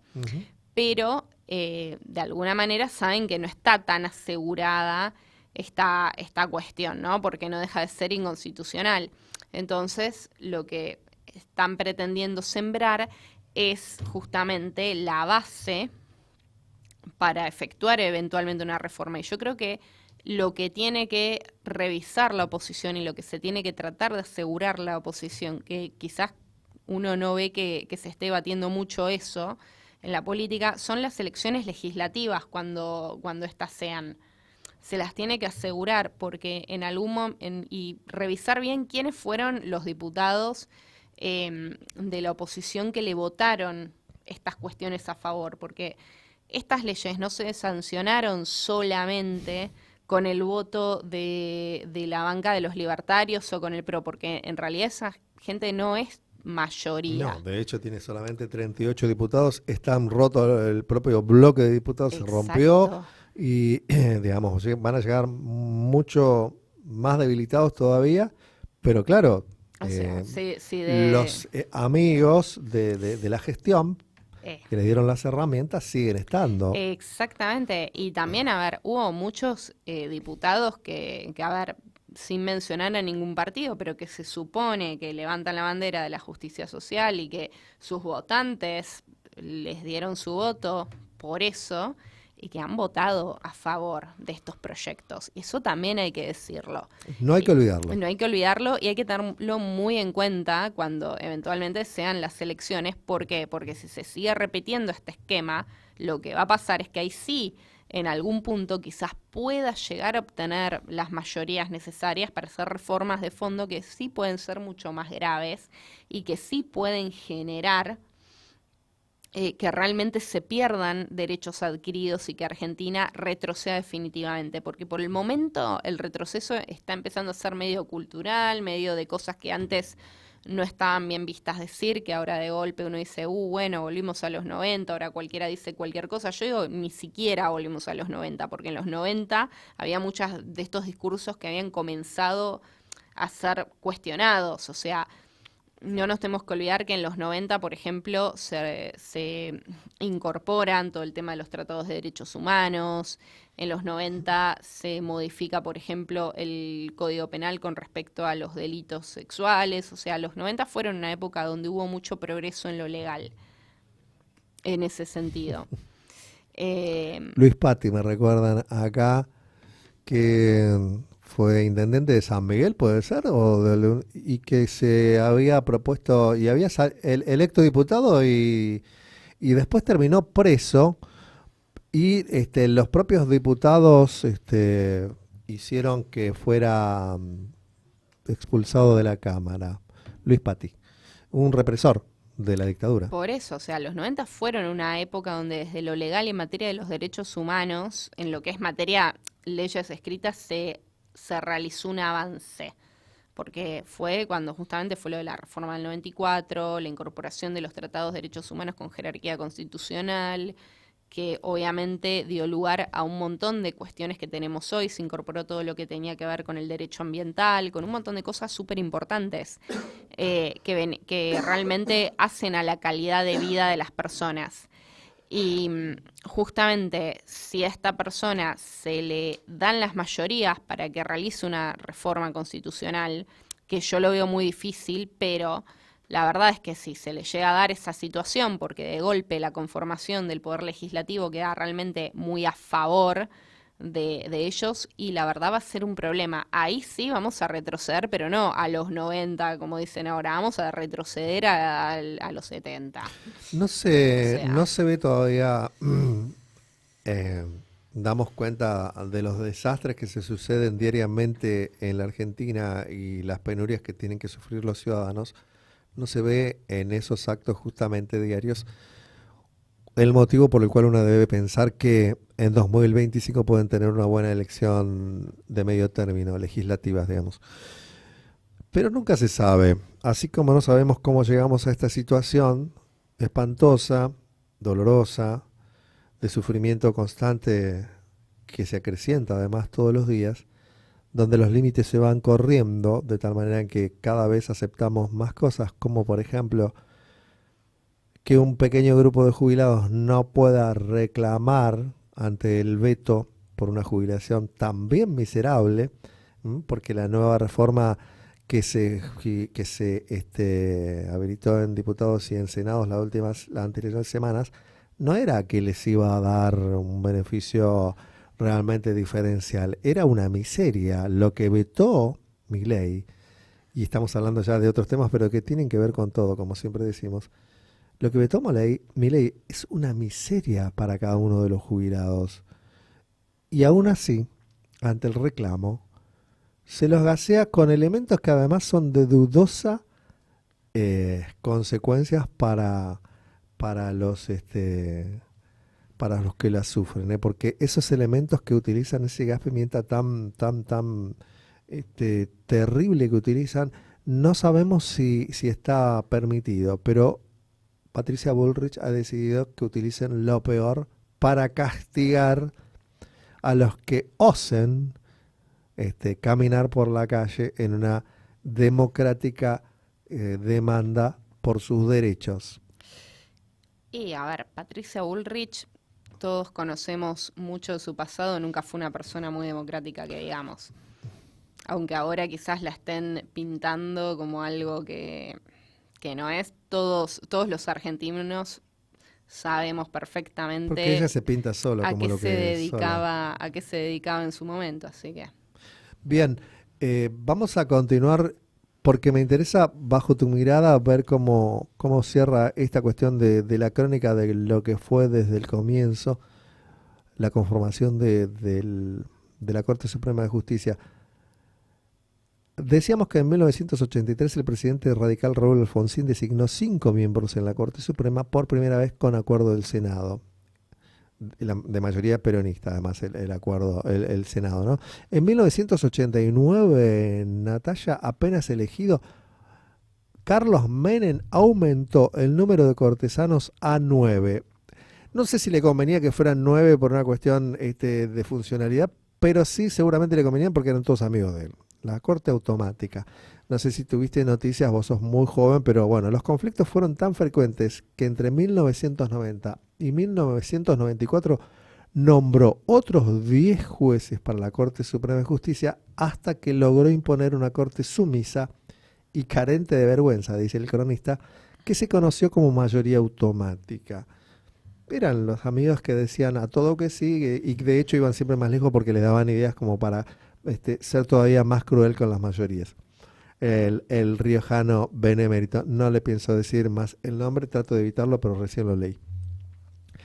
La reforma constitucional, Natalia, de 1994 estableció el acuerdo del Senado para designar jueces de la Corte en sesión pública y no más en sesión secreta, como hacían, viste que cambiaban a todos, tanto los dictadores como los democráticos cambiaban a los jueces por decreto y nombraban a sus amigos. Y se impusieron 75 años como límite de edad para integrarla, cosa que no se cumple mucho, como el caso de Fight, por ejemplo, que se murió siendo juez de la Corte, tenía como 95 años.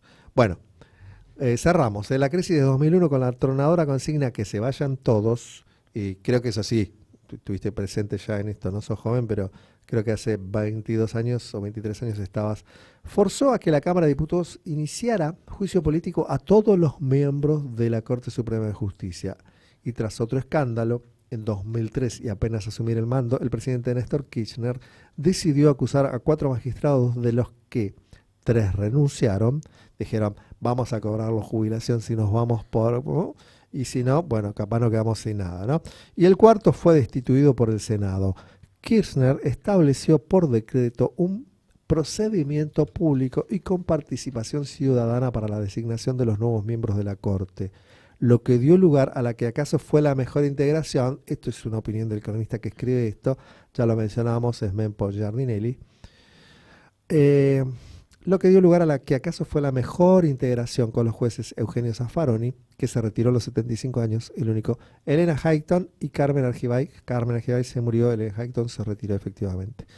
En total, desde Francisco de las Carreras, primer presidente de la Corte Suprema entre 1862 y 1870, la República Argentina ha tenido hasta hoy 113 jueces en la Corte Suprema de Justicia, posible récord mundial. Y claro, todos de familias de la oligarquía y casi todos porteños. Esto yo lo hablaba antes de que nos acompañaras de que el poder judicial es un poder que se autodenomina o por lo menos se piensa como aristocrático. Y bueno, está difícil, ¿no? Y la verdad es que a ciertos cargos sí, a cierto nivel de cargo sí. Sí, bueno. En un punto, o sea, estamos hablando del juez de la Corte Suprema. No, yo no diría, no haría quizás ese juzgamiento hacia colegas que son por ahí jueces de primera instancia, que es gente que justo logró entrar en el Poder Judicial y por ahí no tenía necesariamente una palanca, sino que realmente concursaron como corresponde y que por ahí tienen una trayectoria, o sea, y son como cualquier persona que trabaja y que obviamente cobran lo que cobra un juez, etcétera, pero son gente preparada y responsable. No está bueno generalizar, está claro. Exacto, pero yo en ese sentido no generalizo, pero sí lo que son los cargos más altos, como ya es un juez, lo que es un juez de la Corte Suprema, son cargos donde hay un entramado político detrás y que sí, se pueden decir que ya son cargos aristocráticos que no cualquiera llega. Y todo lo que tiene que ver con lo aristocrático y la oligarquía termina mal para las mayorías, que son justamente las que ellos deploran desde su lugar aristocrático. Y hago comillas porque la verdad me repugna la idea de la diferencia y la superioridad moral, racial o social que ellos pretenden y que enarbolan siempre, digamos. De ahí a lo del voto calificado y todas esas cosas que ellos piensan que me repugna también. Voy a cerrar. Sí, decime. No, que sí, que justamente como veníamos diciendo, son cargos que están muy vinculados al poder político en algún punto, donde quizás debería ser algo a revisarse, que es lo que ocurre dentro de lo que se ha denominado siempre como la casta judicial. Si escucharon atentamente esta crónica de la historia de la Corte Suprema de Justicia, sabrían que, como esto está comprobado porque es parte de la historia, la Corte Suprema de Justicia no tuvo prácticamente en toda su historia un hecho que la justifique por un lado y que no la ponga en el peor lugar, porque siempre se dedicaron desde el comienzo a cajonear, a negar, a soslayar, a evitar tratar determinados temas, con lo cual realmente tienen justamente por acción, se convierte justamente en lo contrario de lo que debieran ser. Un poco como lo que yo decía al comienzo de Temporada de Leones. Si usted quiere saber cómo es la realidad, escuche a Milei. Todo lo que él dice es al revés. Es al revés. Dice que el 5% tuvieron un, ¿cómo se dice? Superaron un 5% al dólar los jubilados con sus sueldos desde que está él. Y en realidad es al revés. Perdieron un 5% de capacidad en dólares los jubilados, que ya tenían muy poquito y encima perdieron 5%. Pero él dice que ganaron 5% con respecto al dólar. Bueno, esto pasa lo mismo. Parece ser que la Corte Suprema funciona o existe con una finalidad altísima, por supuesto que deshonran desde el comienzo de la historia, por lo cual usted tiene que saber que todo lo que debió hacer la Corte Suprema, ¿lo hizo mal o no lo hizo? Al revés, siempre de lo que debió ser. Bueno, esta parece ser que es la historia. Vamos a cerrar este temita. ¿Te parece? ¿Algún comentario más respecto? Y otra cosa que te quería decir, desde luego que yo desde este lugar como cronista y como ciudadano, siempre lo digo acá en Temporada de Leones, yo no pongo en tela de juicio desde ningún lugar de pensamiento o de palabra la importancia de las instituciones democráticas, de los poderes del Estado, desde ningún lugar. Pero sí no puedo evitarme la crítica tanto al Poder Ejecutivo encarnado en Javier Milei por sus actos mismos, los cuales enumeramos constantemente acá, o del Poder Judicial en sus estamentos más altos, como bien decís vos, oligárquicos y autodenominados aristocráticos por ellos mismos, por lo cual deploran como el destino de las mayorías, que no son ni aristocráticas ni nada parecido. Y desde luego que hablamos desde ese lugar, desde la contingencia, desde la coyuntura, desde los actos de los propios mencionados, pero nunca como una crítica a los poderes del Estado y democráticos. Totalmente, totalmente. A ver, Corte Suprema tienen todos los países en el mundo democráticos porque uno tiene que tener distintas instancias para poder eventualmente recurrir. Ahora bien, lo cierto es que uno lo que busca es una Corte Suprema que funcione como corresponde. Y en ciertos puntos de la historia argentina, en varios puntos, ha sucedido que hemos tenido una Corte que ha convalidado cuestiones que han sido totalmente vejatorias de la democracia, de la Constitución, de toda la institucionalidad del país. Entonces, creo que el planteo viene por justamente el ver qué es lo que pasa con cierto tipo de cargos públicos, por qué accede tan poca gente o por qué está tan conectado a lo que es tener palanca política. Con estas palabras de alguien que conoce mejor que nosotros, que muchos, los pormenores de la vida legal, de las cuestiones técnicas y todo lo que tiene que ver con el Poder Judicial, ¿por qué no? Vamos a ir a una amable pausa musical a ver qué nos tiene preparados mi compañero Daniel Torres en el control desde el estudio María Eva Duarte de Perón. Nosotros desde aquí del estudio Hugo Antonio Moyano los llevamos a una pequeña pausa, los invitamos a esta pausa musical y volvemos en unos minutos. Bien, estamos llegando a la última parte de temporada de Leones del martes 3 de septiembre de 2024. Una eternidad nos separan del 10 de diciembre de 2023. En esta eternidad que justamente como tal no termina nunca, porque así nos parece, dada la crueldad que estamos viviendo desde el 10 de diciembre, incluido desde ese primer día. Nos despertamos, Natalia, el 11 de diciembre sabiendo que habían devaluado 118% nuestras vidas. Así que si hablamos de crueldad, es iniciática, desde el comienzo de este gobierno que, aparte, hablábamos antes de la pausa, vetó una reforma jubilatoria que les iba a dar una miseria a los jubilados y se las sacó. Sí, se ejerció el veto y la verdad una vergüenza porque honestamente no iba a ser una diferencia muy grande. Y hay como una especie de obsesión o cuestión donde se habla mucho del equilibrio fiscal, pero, a ver, no nos olvidemos que en todo caso se va a recortar desde el Estado, no se puede recortar desde ese lugar y a los sectores más vulnerables, que recorten ellos, en todo caso, o sea, los sueldos de los diputados, senadores y claramente los de todos los asesores que tienen trabajando, ¿no?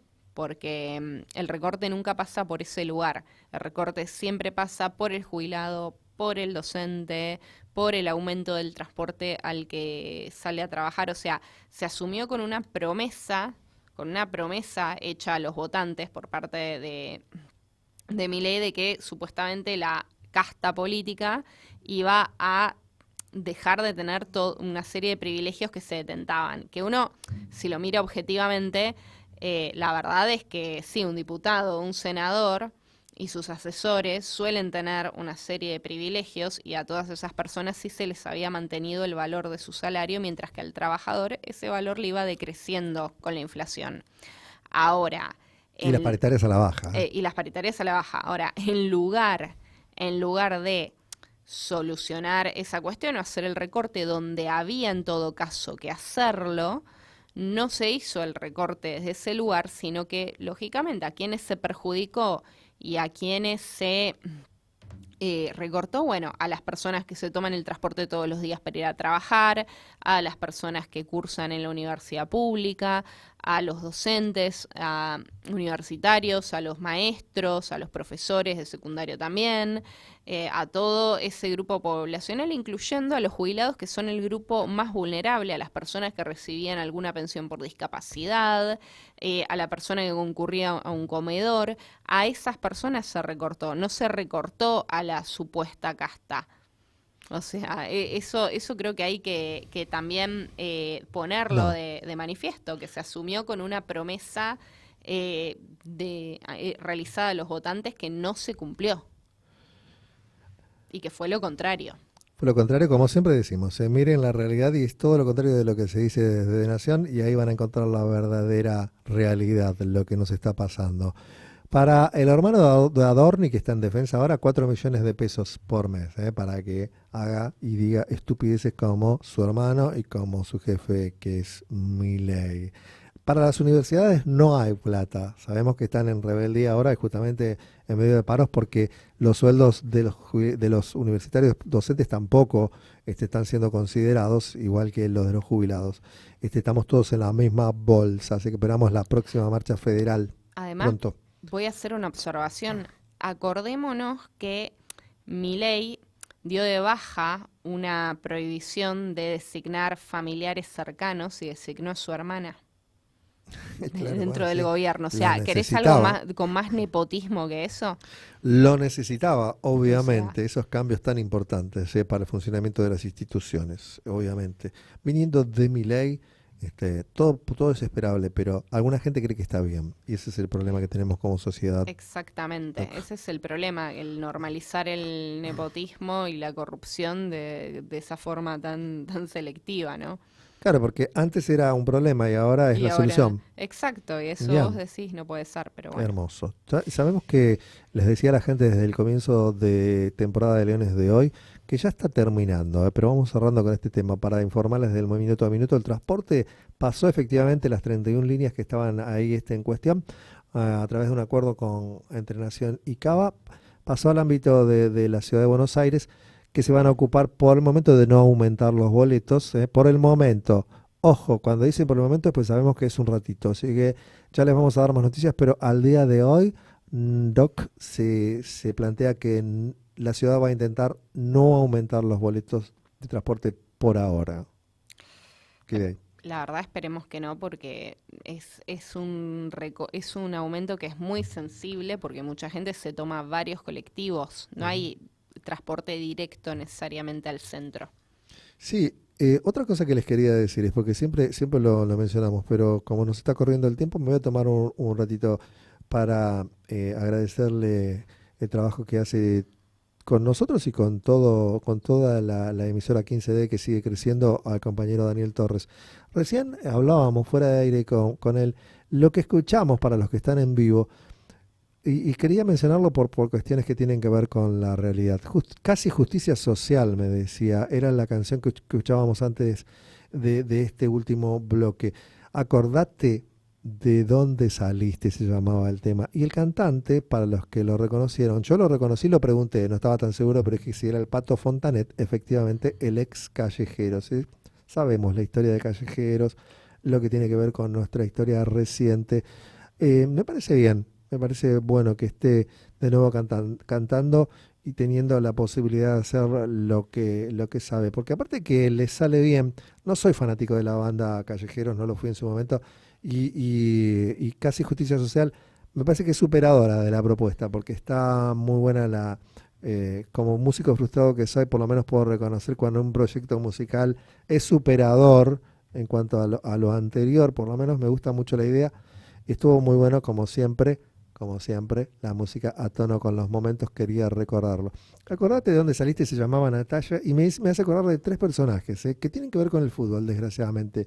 Soy amante del fútbol, pero cuando me dicen acordate de dónde saliste, me gustaría decirle lo mismo al jugador del Pueblo, a Tevez, al Kun Agüero y a Batistuta. Mira, nombres de distintas épocas, pero que todos demostraron realmente haberse olvidado de dónde salieron. Los jugadores de fútbol en general no vienen de las clases más acomodadas, suelen venir de los estamentos, desgraciadamente, más excluidos. Y que luego, una vez que sus talentos les permitieron escalar socialmente, se olviden de dónde vinieron, es realmente muy penoso, es muy doloroso saber que uno que viene de la villa, del barro, de la pobreza, puede haber tenido gente de esas aventuras en la vida que luego de salir de ella se olviden de uno, de sus amigos, de sus familiares, de todo lo que representa, ¿no? Estaría bueno que recuperaran la memoria o que por lo menos no mostraran ser tan olvidadizos. Bastaría con que se callen un poquito la boca de vez en cuando para que no queden tan mal. No sé, me acordaba. Me agradezco el espacio, como siempre, musical al compañero Daniel Torres, siempre muy a tono con esto. Hay 2 hermanos que han sido aprehendidos antes de cerrar este capítulo, doctora. Sí, se trata los Quisca, Uh-huh. estaban dentro de lo que era el bloque libertario, según tengo entendido. Ajá. Eh, No son todos pedófilos los libertarios igual, ¿no? No, entiendo que no, no estoy... O no deberíamos estoy- generalizar como hacen no, ellos. no se puede generalizar Ah, jamás. entonces no lo haremos. No, yo con esas cosas no generalizo, considero que pueden darse en cualquier ámbito partidario, ideológico, religioso. Entonces yo no voy a caer en chicanear justamente desde ese lugar. Ahora, No haces lo que hacen ellos, va.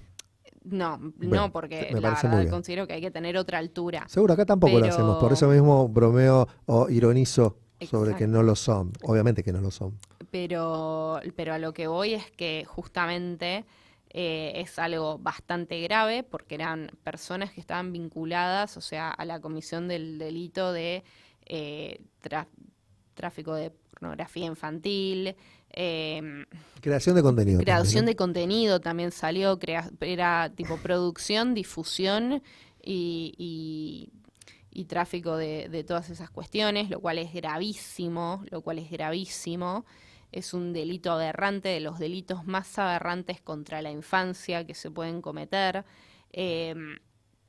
Actualmente están apresados, pero bueno, llama la atención que uno ve en los medios cómo están riéndose o en una postura totalmente relajada, como desde la propia presidencia se hacen chistes con algo que no es nada gracioso, que es algo de hecho bastante terrible, o sea, terrible y horrendo para todos los que estamos en contacto con casos de ese estilo, o sea, es muy fuerte, es muy feo, y la verdad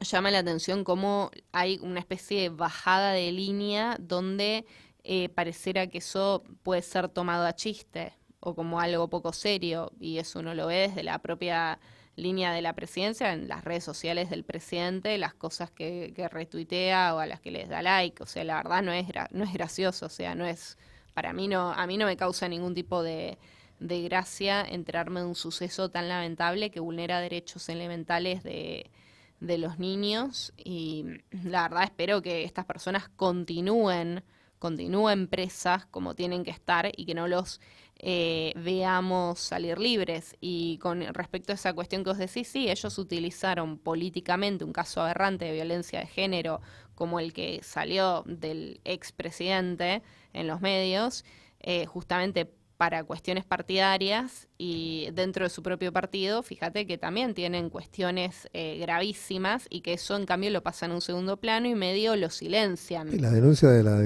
ex diputada del bloque de la Libertad Avanza, que ahora es monobloque porque la echaron del bloque, sobre violencia de género dentro mismo de la Cámara. Y no me sorprende en absoluto. A ver, no sabemos De, qué de- ocurrió de- ahí, de un pero libertario, digo, ¿no? no me sorprendería en lo absoluto, no sabemos qué fue lo que ocurrió ahí, pero es bastante grave que se haya dado eso. Además, uno lo ve también en cómo, a ver, hemos visto todos las cosas que tuitea la diputada Lemoyne, cómo se atacan constantemente entre las propias mujeres del bloque y desde un lugar totalmente machista entre ellas, donde hay una funcionalidad a ese machismo, ¿no? De alguna forma, también por parte de las mujeres, eso también hay que decirlo, o sea, la violencia contra la mujer no solamente la reproduce de hombre hacia mujer, sino también muchas veces entre mujeres mediante sesgos machistas que se aplican entre nosotras. Cada vez se parecen más a una secta. A medida que conocemos el funcionamiento íntimo de las personalidades que conforman la libertad avanza, hombres y mujeres, cada vez nos lleva más a la idea de una secta. Entre ellos, en las sectas hay mucho tráfico de favores sexuales, por ejemplo, y también el jefe de la secta suele ser bastante inclinado a tener ese tipo de personas a su disposición. Vamos a dejar así, digamos, el tema planteado así. La realidad nos está dictando todos los días que hay algo que muy turbio que pasa por ese tipo de relaciones dentro de la libertad avanza. Ya nos vamos a ir enterando, pero yo se los dejo acá hoy, 3 de septiembre. Si en lo consiguiente resulta que esto fue premonitorio o anticipatorio de lo que realmente sucede en las filas de la libertad avanza, no me voy a hacer ¿cómo se dice? No voy a hacer alarde de esta premonición, porque en definitiva hay que atar cabos y uno más o menos va viendo cómo funciona. Son muy parecidos a una secta. Para cerrar, dice Jorge Macri que sin subsidio la tarifa se duplicaría y que se hacen cargo por ahora. Esta es información importante para la gente. Empezamos con esto y cerramos diciéndole que se hace cargo por ahora la ciudad del subsidio para que el aumento del boleto no se dé por ahora. Natalia, ¿nos vamos despidiendo? Nos vamos despidiendo. Así que bueno, que tengan una linda semana. Así es. Y nos estaremos viendo en el próximo programa. Así es, a toda la comisión directiva que permite que estemos acá, más allá de el compañero Daniel Torres, que es el que verdaderamente nos pone al aire, nos hace salir lindos, sonar bien, con muy buena música, atento a todo, produciendo también, agradecidos a él. Saludamos a todos nuestros compañeros del gremio, Federación, Sindicato, Obra Social, Mutual, Asociación de Camioneros, todas las sociedades que tiene el gremio, con toda gente linda y trabajadora. Compañeros y compañeras, los saludamos desde la 15D, que crece cada día. No dejen de escucharnos en vivo y si no, a través de YouTube y de nuestras redes. Recordamos nuestras redes antes de irnos, mirá, cuando lo hago. @temporada de leones 112744 3900. Pueden hacer dejar sus mensajes y comunicarse con nosotros en cualquier momento, que luego los vamos a estar publicando seguramente. Temporada de Leones se despide hasta el próximo martes. Muchas gracias.